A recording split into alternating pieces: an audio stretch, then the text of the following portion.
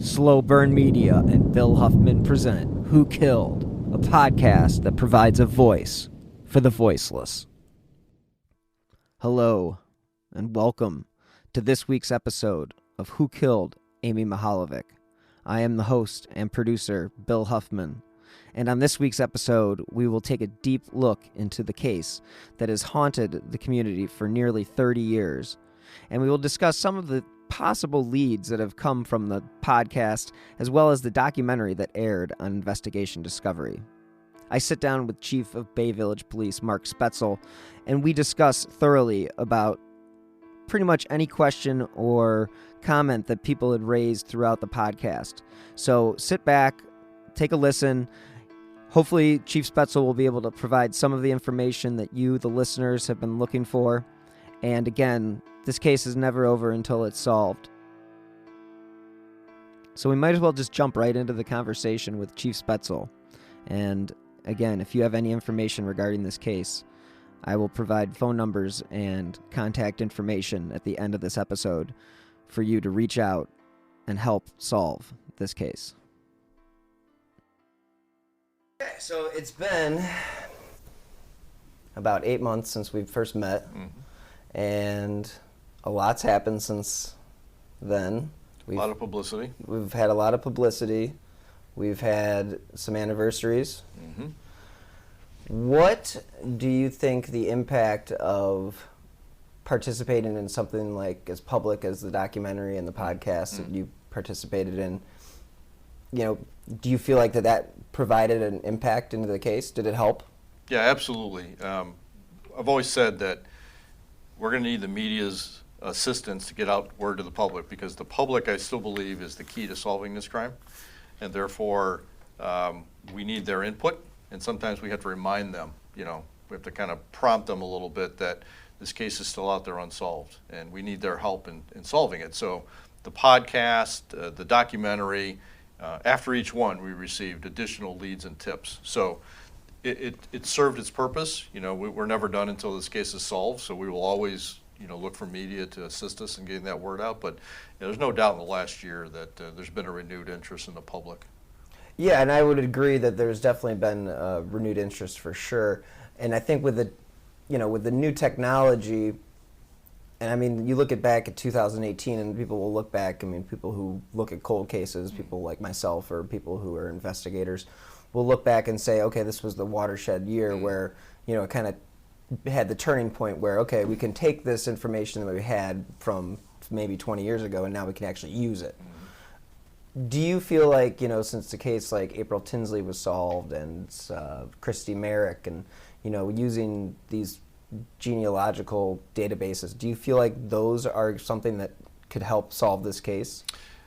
Not today. However, in the future, with increased technology and advancement in DNA, we have always tried to stay on the forefront of DNA information. And usually that's through the private sector. Public sector catches up with the private sector at some point. So we watch to see what's coming out as far as technology and advancements in DNA on the private sector. And we understand that, that increases exponentially, right? So technology that we existed 5 years ago, we thought was great, has expanded tremendously in just the last 5 years. So we're wondering what the next 5 years is going to bring us.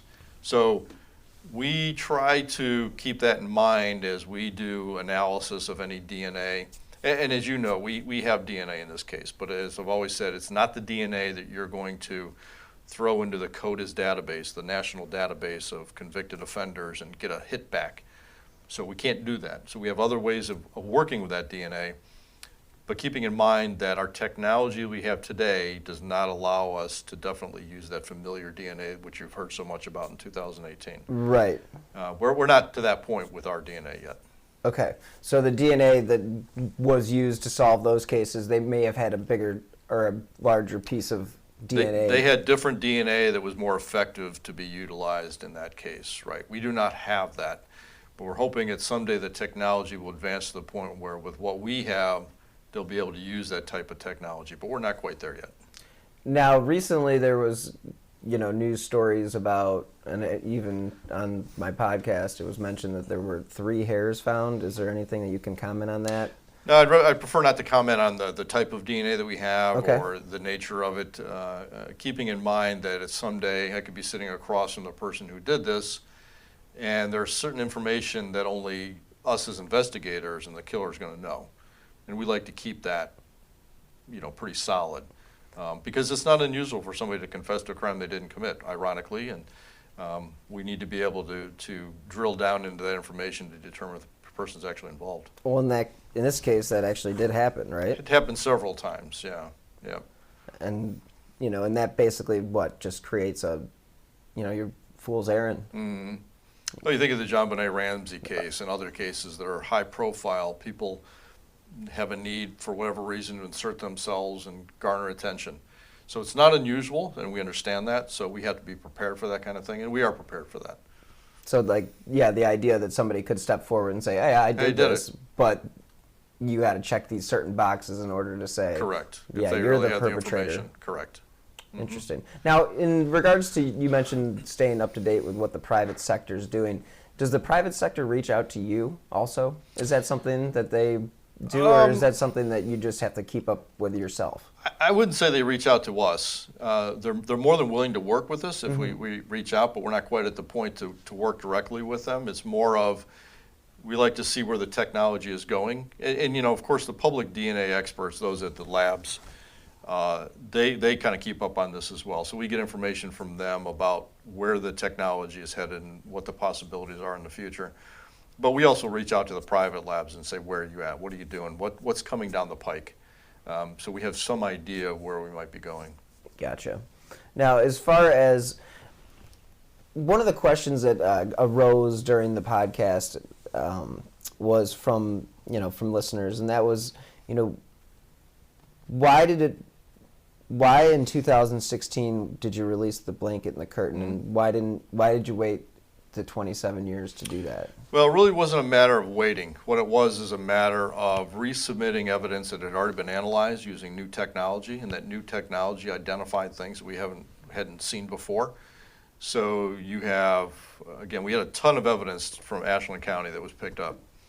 We resubmitted as much as we possibly could to have a new look at it. And again, the technology back then is not the technology of today. So in resubmitting it, they found things they had not discovered before, and that's why that came out. So it really wasn't a matter of withholding it, it was a matter of identification. Yeah, and one of the questions that people are, they question is because, well, how are they going to remember what they had 27 years ago? Mm-hmm. But if I think back to any cases or any old cases or open cases, there isn't really necessarily a website that's got all the pictures of everything that was found. That's so right. It's not like this was, that's all great to look back in hindsight, 2020, but in reality, you can't just throw all this stuff out there, especially in 1989. Well, you don't know what evidence means until you can connect it to something. Right. So a piece of paper you find on the road near a crime scene means absolutely nothing until you can connect it to something. If you were to throw out everything, it would just be a gumbled mess of stuff. And until you can show some value of that evidence, it really isn't worthy to put out in the public because it means nothing at that point. And you had boxes upon boxes. Yeah, we collected hundreds of items just from the body area. So it's just impossible to one, know what's what. Right. And then what should the public even know? Yeah, and it's not something you would do in any investigation, is just take all your evidence, take pictures, and throw it out to the public and say, hey, what do you guys think?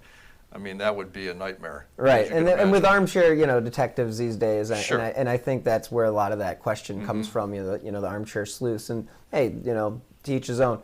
But the question, I just had to ask the question in regards to, what the delay was. It wasn't really a delay. It was just the technology wasn't there yet. That's and right. Just like you said about a few minutes ago, was the technology isn't there yet to use the DNA that you have. Right. This case will be 30 years old this year, her abduction in October, and there's very little information that we have not made public that is important. I mean, after 30 years, what are you going to retain? Again, we retain certain things, knowing full well that if we're sitting across from the person who did this, we want information that only he and the investigators know. But other than that, most of the information on this case has been out in the public. There's really no reason after 30 years to hide anything. We want to solve it. However that happens, if a private citizen brings forth something that solves the case, great. They get credit for that. We don't care who gets credit. We just want to have it solved. So we're not in the job of, parsing out information here and there just to kind of keep feeding. That's not what we're doing. Again, the curtain was put out because of new technology identified as thing. If there was something else that was valued, we would have put it out already, unless we developed it, from here on out. Yeah, so a lot of the stories that you're seeing on the news and stuff right now is basically, they're kind of just doing the anniversary stories and follow-ups and Sure. kind of covering the information that's already been out in the public for a decent amount of time. Correct. So in your opinion, there isn't really any new information that has come out that would be imperative for the public to know. We have received probably well over 100 tips. And some of those tips are rehashed from old tips. Some are new information. And tips some have more value than others, but we look at all of them. So we're going through all these tips. When did those tips come in? They started in 18. We got some after your podcast. We got some after the anniversary. We got some after the documentary aired. So they come in spurts as information goes out. And so we look at every tip that comes in. We're looking at it. I think what the public needs to understand too is that when a tip comes in, we don't go back to the tipster and say, here's what we found. That's just not proper investigative protocol. So a lot of people feel as though, okay, I provided information, I never heard anything, so I don't think they did anything with it.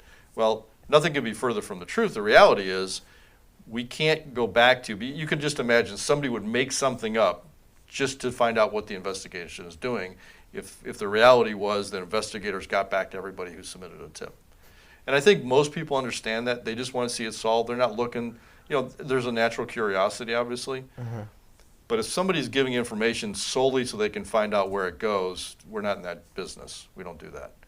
No. So the idea here is if you submit a tip, we get back to many people. Some we don't.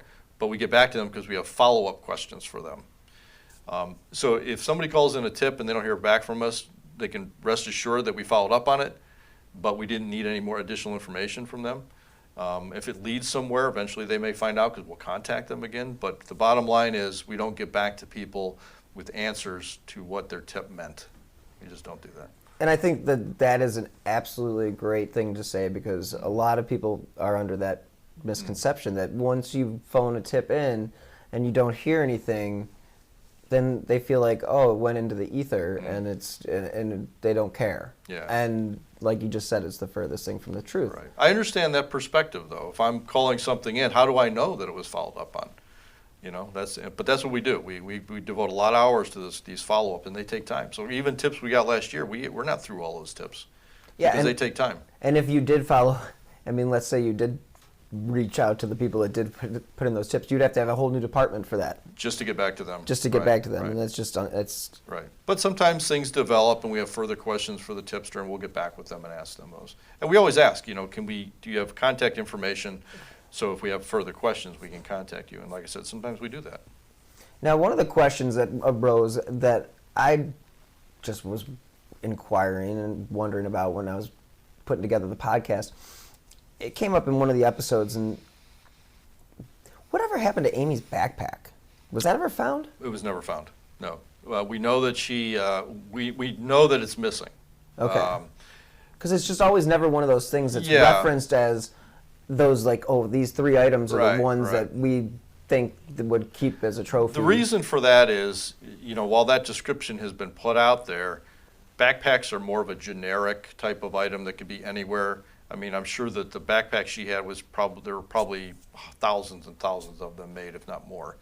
Whereas things like the earrings, the binder, the boots were unique items that you're not going to find in everyday life, and so that if somebody comes across them, they're more readily identifiable. Right, shoe size. Shoes, yeah. It's just her shoes were very specific, and again, you're right. They're a certain size, they're a certain make, they're certain. Very unusual. They're riding boots. This is not a common item you would find in most people's homes. A backpack, yeah. The windbreaker she was wearing, yeah. So the windbreaker was also not found? The windbreaker was also not found, right. So there are certain items they believe that she left to go to school with that were not at school, not at home, that were never discovered. Interesting. Now, it's odd that she left her bike. The question, she left her bike at the school and the fact that it was a warm day. I still go back to that. The chances of it being a warm day on October 27th in Northeast Ohio aren't good. And it's like the perpetrator who set this up, I mean, what did he do? Did he tell? Do you think he told? I mean, obviously you can't answer this, but because you don't know. But I mean, why did she leave her bike at the school and not ride her bike over to the plaza? That's the hard to say. Obviously you could project all you want. We know that she walked over to the plaza with two of her friends. Right. And I'm sure the expectation was that she was not going to be gone long, that she'd be coming back, and she'd be riding her bike home. I'm sure that was the expectation. Yeah, and a lot, another question that I had was she under? Do you think she was under the impression that she was just going to be shopping at that plaza? We have no really way of knowing that. I don't think people in Bay consider that a mall. And the information we have is that she would be going to a mall to go shopping. So therefore, I don't think she probably thought that. But we have really no way of knowing for sure. It's just one of those interesting things that, you always wonder what was going through this guy's mind. And Absolutely. When I first met with you, Sure. That's the question. What were you thinking that day? What was your plan? Exactly. Just recently, over the weekend, Angela Hicks. Mm-hmm. They arrested that guy, Samuel Legg. He was 21. What was that? 20. He was 21 at the time. He would have been very young at the time. Yeah, 21 years old. 21 years old. He wouldn't be looked into, would he? We look at everybody that has propensity to do this. Obviously, he would have been young. Yeah. But you have somebody like that who is now being accused of multiple crimes, including rapes and murders. Obviously, it's somebody we look at. Sometimes it's very easy to rule these people out, and sometimes it's more difficult. But we look at anything like that where there's the possibility, based upon their behavior, that it's something they could do. Are you familiar with the case? And I've never come across a case since Amy's where the phone was used as a ruse. Mm-hmm. But there was a case in Toronto in '86 or '87. The girl named Allison Perot, or I think Allison Parrott or Allison Perot. Okay. But she was lured by a guy who said, "Hey, I'm a photographer. I want to take some pictures for your track team. Will you meet me at this location?" Yeah. And your other teammates are going to be there. And then they found her body. Yeah. But they ended up finding the killer. The killer for that one, yeah. For that one. But it was the first time that I ever, this was '86. And it's like, '89 was kind of like it was right before the technology started to get better, where you could track people's phone numbers and you could get caller ID and star 69 and all of that stuff that basically didn't exist. You guys obviously, I know Special Agent Torsney mentioned this, that you guys are always looking at other cases, across the country. Have you had any other similar cases that you've seen where like the MO is even remotely similar, where the guy used the phone as a... There's other cases that have some similarity. There's nothing that is completely the same. There's no case out there that mirrors Amy's case. And so you always look for the connections. The MO obviously is extremely important. That often doesn't change. What will change is the technology for that MO. So what was a phone call in '89, in the '90s, 2000s became something on the internet. An instant message or something. And before the phones, it was a stranger, walking down the street, So there. But those kind of random things. But in this case, what's unique about this, and we don't find a whole lot, is the setup, the planning that went into it, where he actually is contacting Amy on at least one, if not multiple occasions, to set up a meet that ultimately is going to be the abduction. Most abductions of children, if they're not for familiar purposes, ransom, are just random, chance encounters. Crimes of opportunity. At the wrong time. Crimes of opportunity. That's not what we had here. She was targeted. You don't see that very often. So That is a key piece we look for. We also understand that we don't think this happened in a vacuum, that this is the only crime this individual ever committed. So you're looking to see, okay, what did they do before this? What did they do after this? Is there a chance they repeated the behavior? Was there crimes that led up to this that are like precursor crimes, whether it's telephone harassment, burglaries, stalking, voyeurism, those type of things. So you're always looking for that type of behavior. And we look nationally because we don't know if this person lived in Ohio prior to, if he moved from Ohio after. We don't know those facts. So that's why we throw it out nationally as well. Right.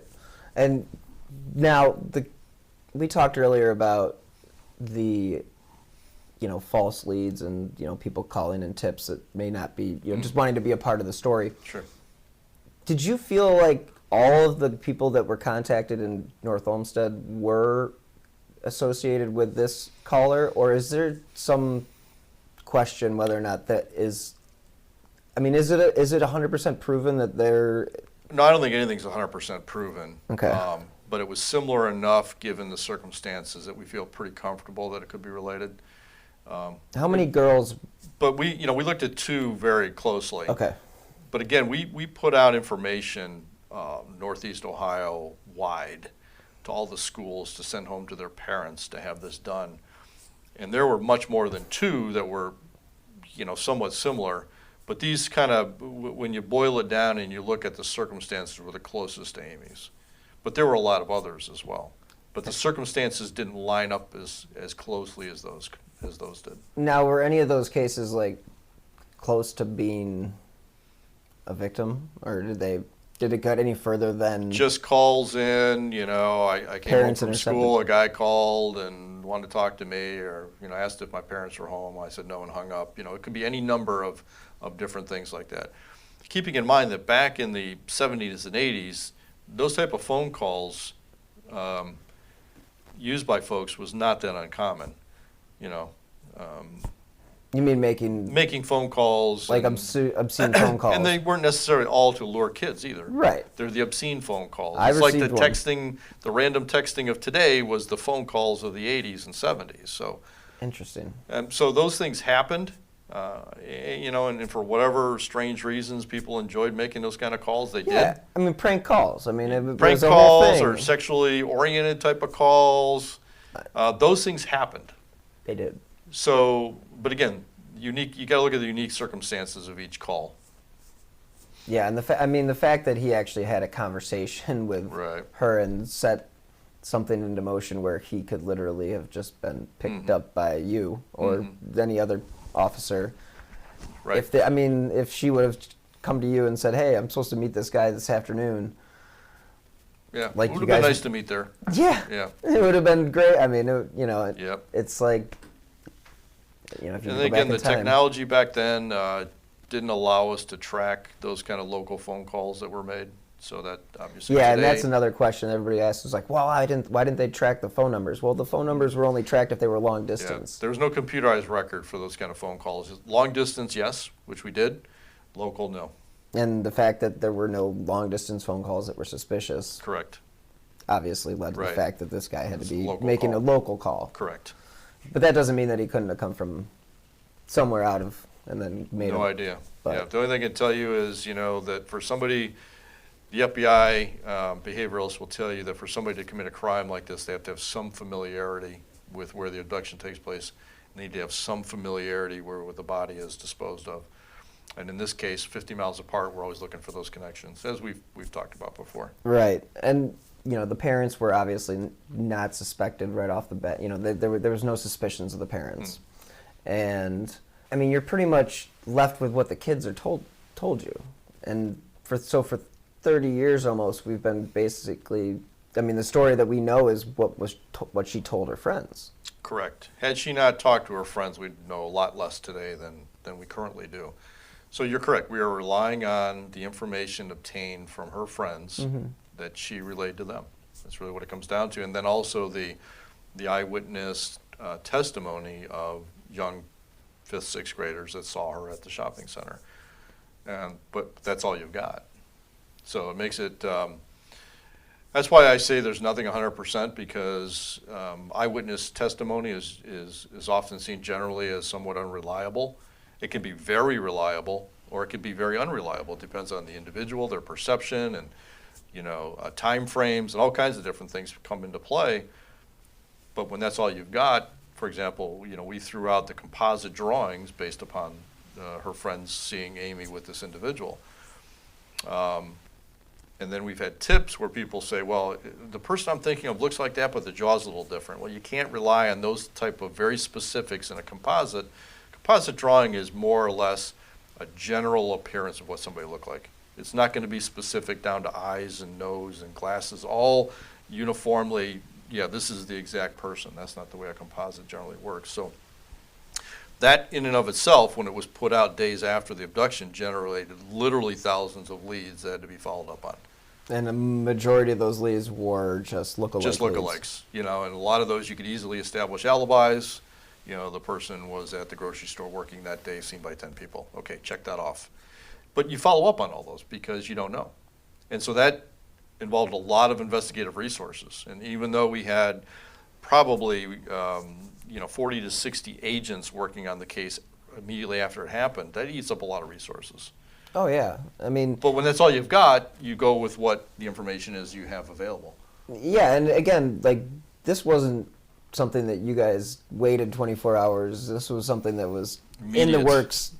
Boom, Right. Margaret came to you guys, and it was on the Yeah. media or on the news that night, and Correct.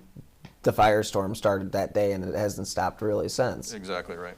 You mentioned earlier that you don't think this happened in a vacuum. You think that he may have committed other crimes? Other crimes. I wouldn't say exactly of this type, but I would imagine that for somebody to jump from a normal life, whatever you want to call it, to this type of crime would be a huge stretch. There's usually some behavior that is noticeable in somebody that would commit this type of crime. And often it manifests itself in criminal activity. So there's a possibility that after the crime, he didn't do anything.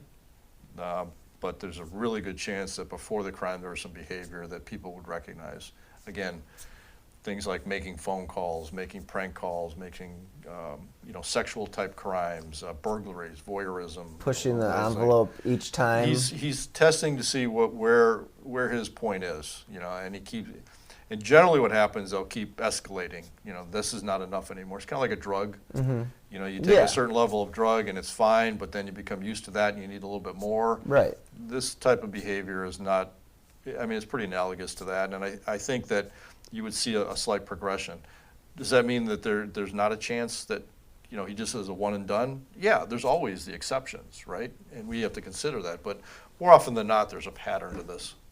Yeah, so he could easily have just changed his MO and, technology is going to catch me if I do it that way, so I'm going to move on. I'm going to use the internet now, and I'm going to lure kids through the internet. Or, the classic of a pedophile getting involved in a group that has access to kids, that still happens. Boy Scouts, Girl Scouts, church, any sports leagues. School. You name it, school, teachers.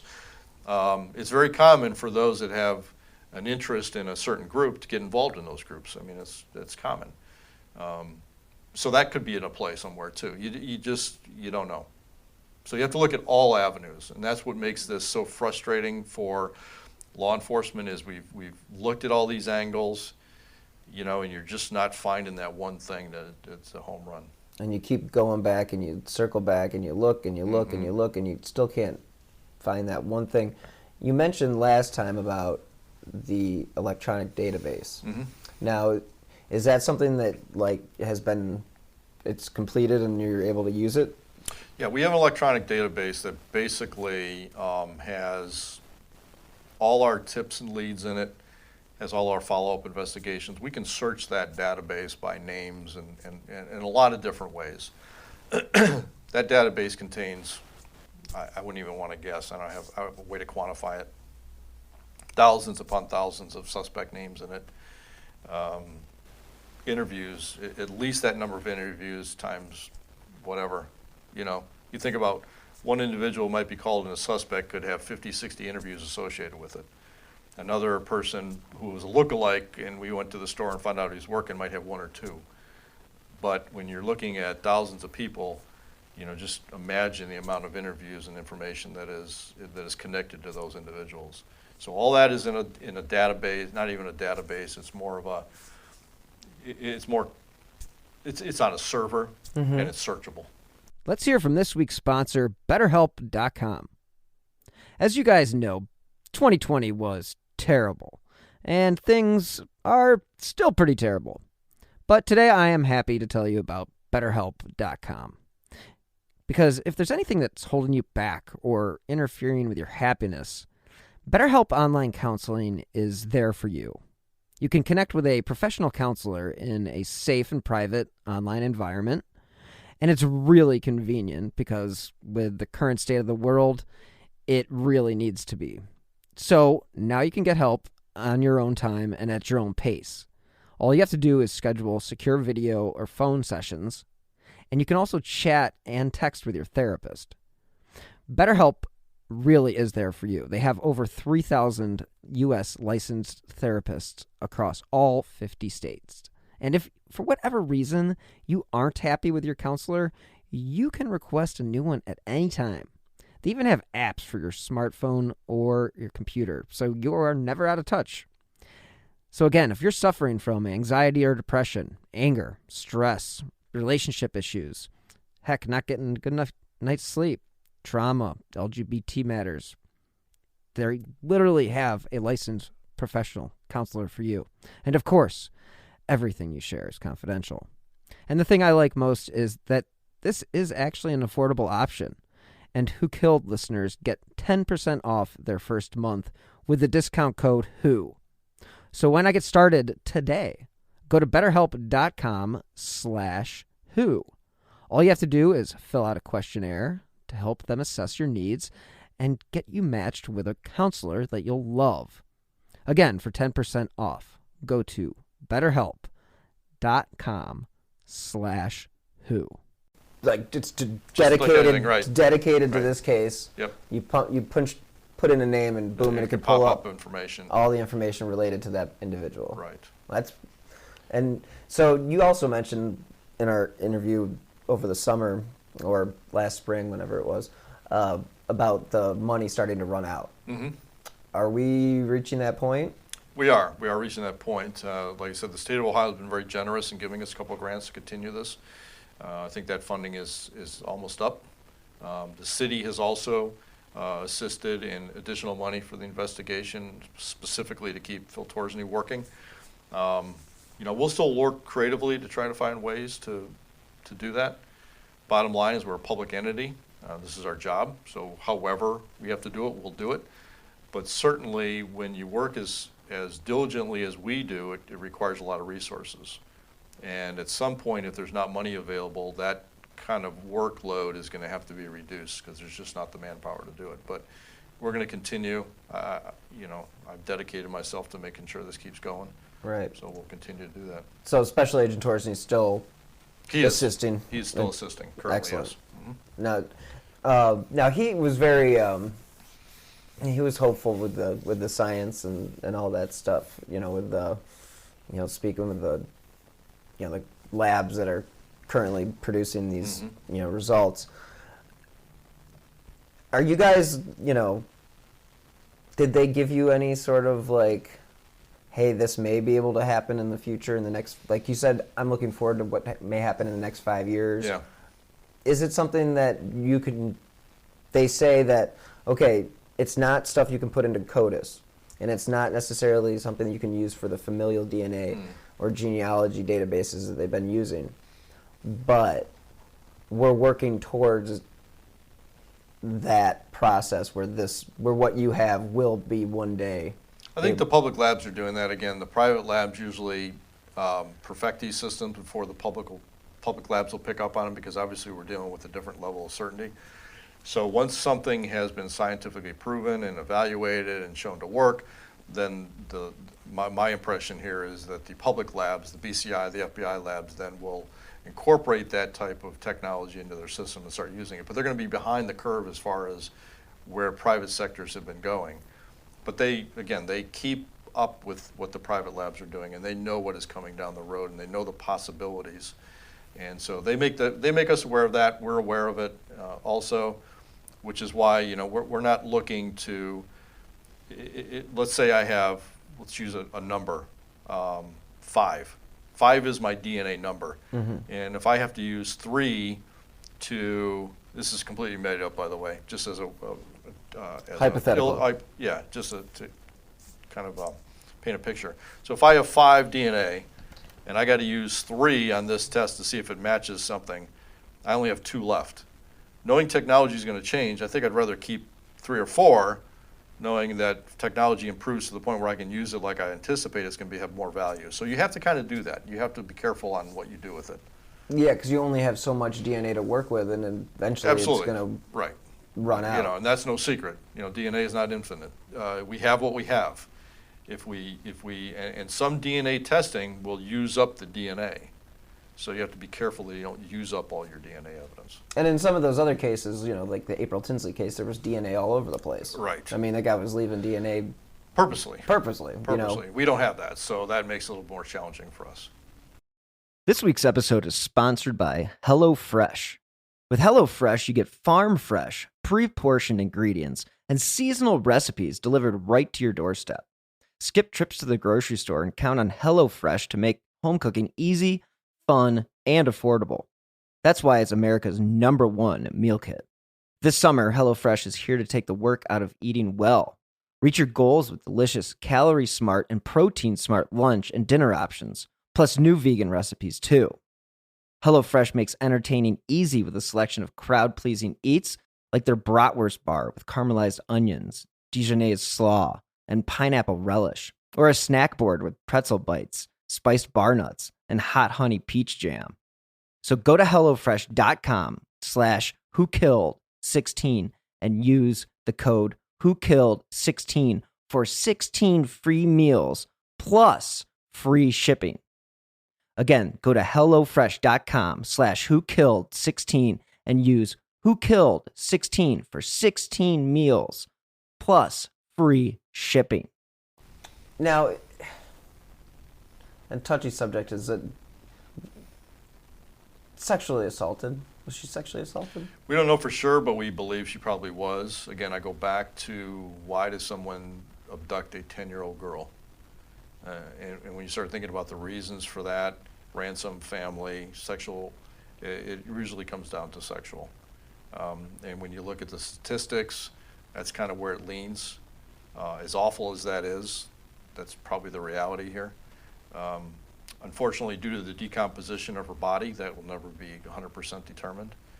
So based upon circumstantial evidence, we believe that's probably what happened here. That's unfortunate. As far as when her body was found, you know, the news at the time, you know, I was going through all the clips, and a lot of the people kept saying, well, the body couldn't have been there. We're hunters, you know, we walked that area, we would have seen it. Is there any, I mean, from everything that I've read is that the body would have been there the whole time, but I don't think we can say for 100% certainty how long the body was there. The body was there for a while. Okay. Just based upon the decomposition that goes into the ground, we can determine the body was there for a while. Was the body placed there the day after? We have no way of knowing. We can't put a time frame to it. What you do is, you know, you talk to the entomologists, you talk to those folks, and they'll say the body was there for quite a while. It was also a very cold winter, not a lot of precipitation. The bottom line is the body had been in that field for a while. She'd definitely been deceased for a while. And there's a possibility maybe the body was covered up, which is why nobody saw it.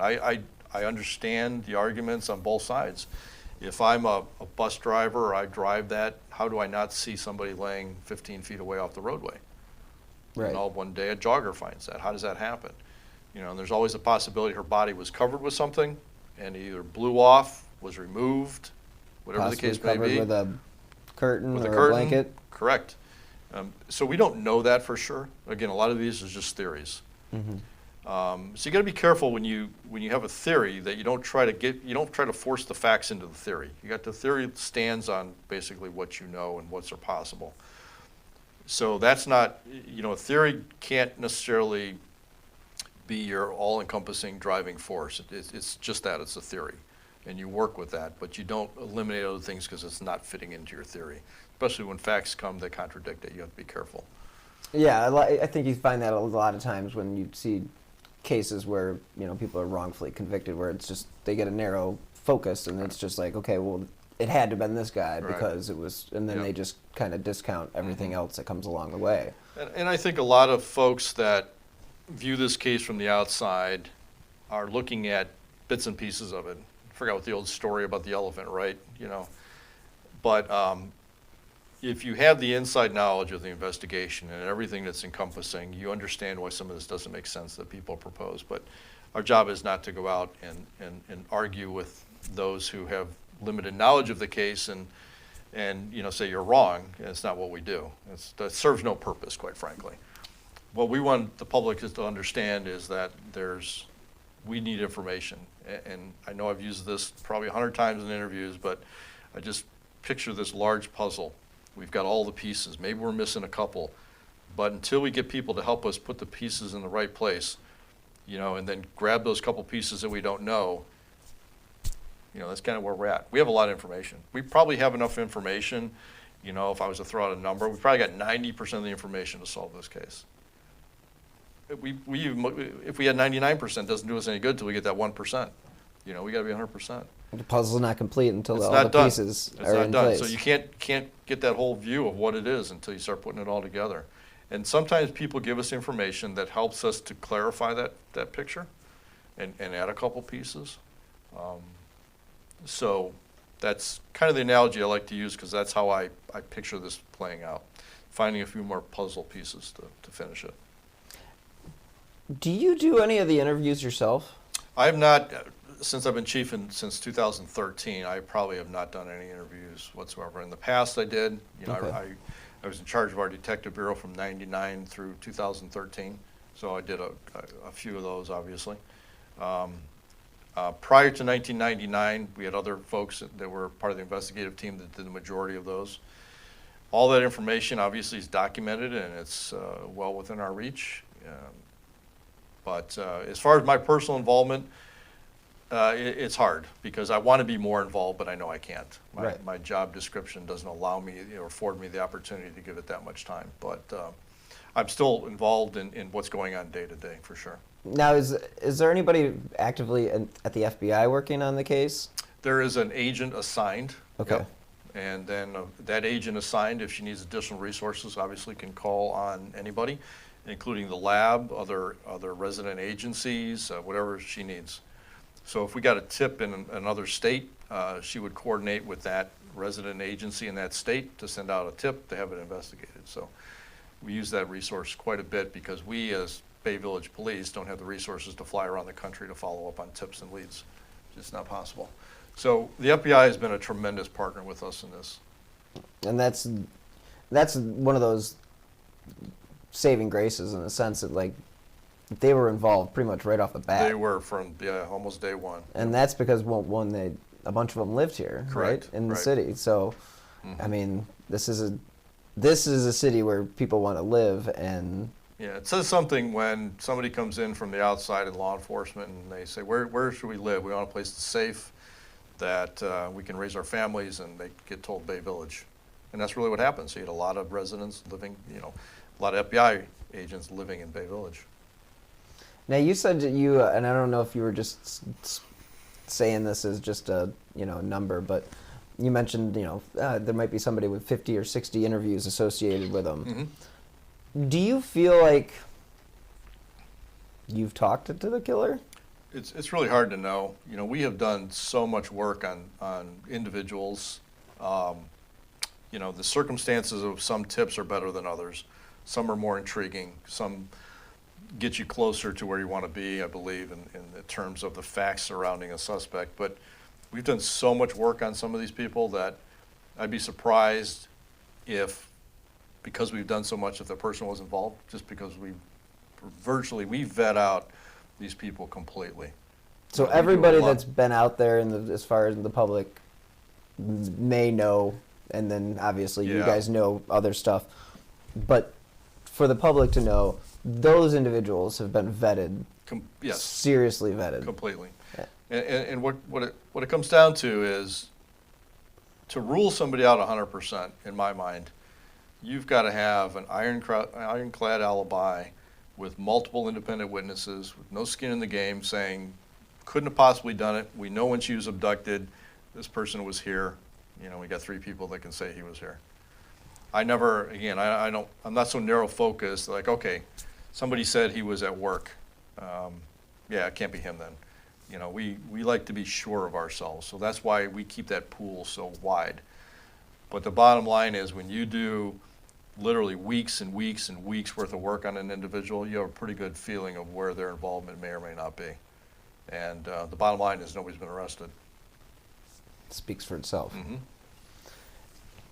In the documentary, there were some interesting things that they talked about as far as some of the ways that they went about interrogating certain suspects. That was all true? Yeah, there was sodium pentothal, whatever you want to call that, used on one of the suspects back in the day. That was probably 90. Hypnosis was used on witnesses and others that may have information to try to draw out additional facts. So things that you would think are, movie related, obviously. Polygraphs were used as needed, multiple interviews. I mean, a lot of different techniques were used. In fact, there was a database created back in '89 as tips started coming in. And kind of a new phenomenon back there, where you get so much information, is how do you take all that information and make sense of it? So they developed a database, which now you could call whatever the Microsoft database is, whatever that term is. But back in the day, they created a database out of note cards where the tips used to come in. That technology and the procedures that were developed through the Mihaljevic case and some of the investigative methods actually evolved into the protocol that is still used today for missing abducted children. As far as getting information out right, having leads come in and making sense of all the leads as they come in, and being able to analyze leads, just this multitude of information. You think of the Boston bombing or things like that, where you've got so much information flowing in that people want to relate. How do you manage all that? In this case, was one of the first, certainly in this area, where that type of public input was vast and had to be organized. And some of those, like I said, some of those methods that were used are still used today. Here's a question. Do you polygraph? Now, have you used the polygraph on a lot of people? Or is that one of those things that it's just, you feel like, okay, it's time to bring in the polygraph? Yeah, it really depends on individual circumstances. We've certainly done our share of polygraph examinations. We don't obviously force anybody to do them. Often, surprising maybe to the public, is we often work with attorneys and with people. So if Joe Smith is a suspect and I want him to take a polygraph and he's got an attorney, we'll work with the attorney, and we're very cooperative in that manner. You think about it this way: if Joe Smith didn't do it, we want to know that and move on. We don't want to waste a lot of time on Joe Smith if Joe Smith wasn't involved. So the quicker we can get to that point, and the more investigative methods we can use to establish that, the better. And so most of the time, people are very cooperative, surprisingly. It's not their fault necessarily somebody called them in as a suspect. We know we're out there pushing for that because we want to solve this, but if Joe Smith gets called in because he's a lookalike, or Joe Smith gets called in because he knew the Mihaljevic family, or he went to the barn, or whatever the case may be, he probably understands that. And most of the people we've talked to understand why we're contacting them. And they're more than willing to cooperate. And that says a lot about them in the first place. Yeah, and then you would think that anybody that is brought up in this case, one, they want to clear their name right away. Absolutely. I mean, if you're a lookalike. I'm a lookalike. I have nothing to do with anything related to this type of crime. Mm-hmm. Give me a polygraph. Yeah, and your natural inclination is, I want to get this over with. I had nothing to do with this. What do you need to do? Well, I'll do whatever you want me to do. That is what we get the vast majority of the time. Well, I mean, at least, again, like you said, Yeah. it rules those people out, and then you don't have to spend the time chasing down those leads. Do what you can, correct. Now, up in Michigan in the 80s, there was the Oakland County child killings. Mm-hmm. And supposedly there was a ring of individuals. You don't think there was any sort of thing going on like that in this area? I do not at all. No. Okay. I think this is a lone individual involved with this crime. Now, does that mean that this lone individual, after the fact, didn't say something to somebody or maybe help them move a body or something? We'll never know that until we find out. But the person who planned this crime, abducted Amy Mihaljevic and killed her, I believe was an individual, not a group. And kept it to himself. Yeah, for the most part. It's hard for people to keep secrets to themselves. We rely on that every day in law enforcement. There could be people out there that were told something that leads them to believe this person might be involved. Is there somebody out there who has direct knowledge? There could very well be. I want that person to call me right now. In fact, we'll stop the interview here today if they want to give me a call. Dave. That's kind of what we're looking for. You know, we believe there's somebody out there that knows something we don't know yet. It would be very important for us to know. Now, this is just circling back to, like, let's see, was it 93 when Robert Ressler released his book, and he kind of mentioned Strunak as a possible suspect. And that, when I met with Special Agent Torsney, he kind of emphasized the fact that didn't do a service, or almost did a disservice to the investigation because of the fact that, well, one, he was only here for a few days, and he was just putting in his 2 cents. Right.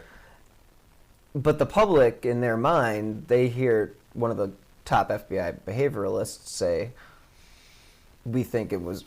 I think it was this guy." Yeah. Right. And boom, did tips start to slow down at that point? Well, I think what happens is the public then has a perception that that individual probably do it. They just can't prove it, and we've seen that in other instances with other names being thrown out there where, okay, this person looks good for whatever reason, and this person said he did it, so, we as the public don't know any better, but this person's saying it, so it's got to be true. Those things harm an investigation. One person committed the crime, not the thousands and thousands of people we've had called in as suspects, obviously. So our job, it's as important for me to protect, well, I should say it this way, it's as important for me to find a killer as to protect the innocent people who are accused. That's an important part of my job, is to not allow that information to get out there that could tarnish somebody for life and really affect them forever. If they had no involvement, they had no involvement. My job is not to react and start naming suspects or commenting on every person who did that. Again, other than to say that if somebody's called in a suspect and it's common knowledge in the public for whatever reason, you can rest assured we did a ton of work on that individual and spent a lot of time with them. I think the public gets a piece of information, thinks it's great, doesn't have the knowledge and value of all the information we have, and just takes and runs with that. And, I understand that, but I think it's irresponsible to throw out names of individuals involved in a crime when you have no proof. It harms them, it harms the family, and it does a disservice to the investigation because other people will say, well, I think law enforcement knows this person did it, they just can't prove it. That's not true. Right. As I sit here today, there's nobody that I say, I think this person did it, I'm just waiting to get, more information to arrest them. We're not there. So Strunak was definitely not the guy. Oh, he, obviously, he had weird connections to the Amy Center and. Yeah, there's always, but a lot of people had weird connections to the case for a variety of reasons, and that's why you look at them, right? But it doesn't mean they were involved in the homicide. And so, while circumstances were unusual, that's what creates our interest. That's why we look at people. But you're right. The individual comes in, he analyzes the case, he writes a book. He just happened to be here for that little snippet of the investigation and feels that was him. Had he come at any other time, it would have been another person because we had people coming in and out of the case all the time. So that's just the nature of this investigation. And as a behavioralist, it was probably not the most responsible thing to put the name in the book, especially for the investigation that's not closed. Correct. But the public, of course, is going to take that as almost truth because this guy's Sure, he's an expert. He's a law enforcement expert. How many times you see him go on a different show and they talk about a suspect in a notorious crime in the country, Right. and then everybody's fixated. Well, that's got to be the guy. They're talking about him. Well, we've got our own notorious Right. guy. we got the guy who caught Whitey Bulger working on this case. Right. I mean, so it's just I think that it's the nature of the public now to grasp onto these things and run with them and think that, okay, this must be it. You amateur sleuths, armchair quarterbacking, whatever you want to call Monday people morning quarterbacks, whatever you want to call them. Whatever, yeah, and I get it. I understand that completely. Our job is to filter out that noise and stick with the facts. And when there's another drum beating out there, sometimes it's hard to ignore, but you really have to. You got to stick and do with what you know. It does no good to respond to those things. You can't do anything about it other than to say, and hope people trust that you actually are working on suspects, and that if somebody was named, there's probably a really great chance that, police probably looked at that. Yeah, and did their due diligence. Yeah, and then some. Yeah, exactly. So basically, as far as the listeners, anybody that's come up through this case, they can be confident that they have been thoroughly investigated. Yep. And exactly right. And you're not at that point where you can say, I think it was this guy, but we're just waiting for that. We're not there. It's not there. Not at all. Do you feel like you're in a better place today than you were a year ago before we met? I think so. I think any time that you can work on a case and eliminate and clarify, it's a good thing. Our enemy has always been the passage of time. People die, people's memories fade, people's memories change. That is our greatest enemy, is just the passage of time. So while we narrow things down and we put things that maybe in a little bit clearer focus, the passage of time sometimes negates that, But again, ultimately, only history will prove whether a tip coming in the future will be the one to solve it and make the rest of that a moot point. Now, if you were talking to the listeners and they know information, what would you like them to know? Well, we want them to obviously call us. We've had several tipsters call in and say, look, I feel weird calling because it's been 29 years. I've been sitting on this information, and we're completely fine with it. We understand the dynamics behind why people didn't call back in the day. We're still available to take that information. We still want to hear about it. We don't judge. We understand completely why people have not called in the past and are willing to call in now. So just call us. Call the number. So there's no judgment on anybody who's been sitting on information, because they don't know if it's information that's pertinent or not. They have no idea. And you're not going to judge them based on... Absolutely not. No, we understand the dynamics behind witnesses and all the things that go into why you don't feel comfortable saying something. We've probably heard it all in the last 29 years, and we don't pass judgment on it. We understand it, but we want them to come forward. And that's really what's going to be the thing that solves this case. I think so. I mean, it's not other than deathbed confession. Exactly right. And we're getting at that point where, like you said, the passage of time. Right. I mean, it's going to be 30 years coming up, and that makes it very hard. Yeah, and the individual's still out there. So I appreciate the time again. Not a problem. It's good to talk to you again. Good to talk to you.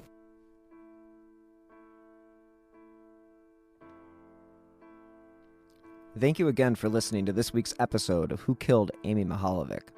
If you enjoy this independently produced podcast, please help support independent journalism by clicking on the donate button on the bottom left on whokilledamymihaljevic.com. Any amount is appreciated, and it does help keep this podcast running. If you could also leave a review on Apple Podcasts or wherever you listen to podcasts, that will also help support the show and continue to get Amy's story the coverage it deserves. I will be releasing a few more bonus episodes in the months to come. And stay tuned for updates on my newest podcast, Bomb City, USA, Who Killed Danny Green. If you have any information regarding Amy Mihaljevic, you can contact the Bay Village Police Department at 440-871-1234. If you have any new information, the FBI is also available at 1-800-CALL-FBI. They are also offering a reward of up to $25,000 for any new information regarding the death of Amy Renee Mihaljevic. So thank you again for listening, and be safe.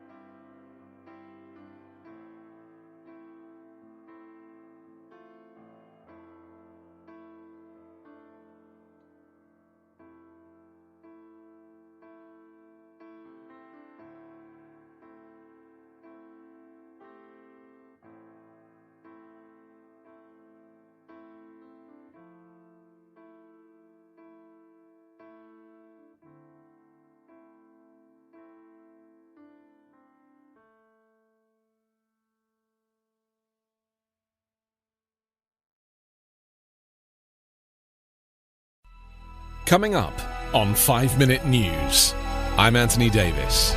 You might think it's partisan because maybe it's critical of one side or the other, but it's not. It's just the truth. And I think that's also something that's kind of unusual for Americans listening to the radio or to podcasts, because the news landscape in the States has been so partisan for so many decades. So 5 Minute News is verified, truthful, independent, unbiased, and essential world news daily.